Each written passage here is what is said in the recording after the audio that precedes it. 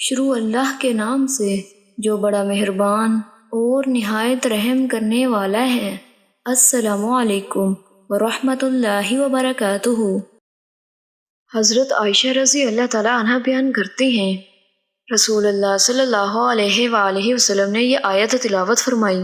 ترجمہ: اللہ ہی وہ ذات ہے جس نے آپ پر یہ کتاب نازل کی۔ اس کی بعض آیتیں صاف واضح ہیں اور محکم ہیں، اور یہاں تک تلاوت فرمائی۔ ترجمہ اور واضح نصیحت کو صرف وہی لوگ سمجھتے ہیں جو عقل مند ہیں۔ تو رسول اللہ صلی اللہ علیہ وآلہ وسلم نے فرمایا، جب تو دیکھے، جبکہ مسلم کی روایت میں ہے، جب تم ایسے لوگوں کو دیکھو جو مختلف معانی کی متحمل آیات تلاش کرتے ہیں، تو وہ ایسے لوگ ہیں جن کا اللہ نے دلوں میں کجی رکھنے والے نام رکھا ہے، تو تم ان سے بچو۔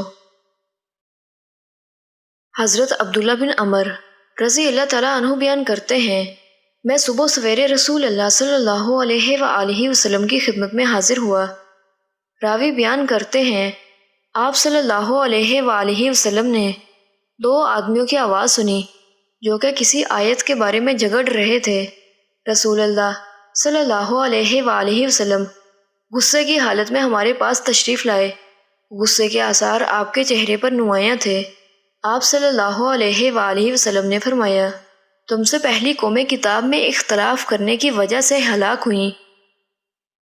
حضرت سعد بن ابی وقاص رضی اللہ تعالیٰ عنہ بیان کرتے ہیں، رسول اللہ صلی اللہ علیہ وآلہ وسلم نے فرمایا، مسلمانوں کے حق میں وہ مسلمان سب سے بڑا مجرم ہے جس نے کسی ایسی چیز کے بارے میں اپنے نبی سے دریافت کیا جو پہلے حرام نہیں تھی، لیکن اس کے دریافت کرنے کی وجہ سے اسے حرام کر دیا گیا۔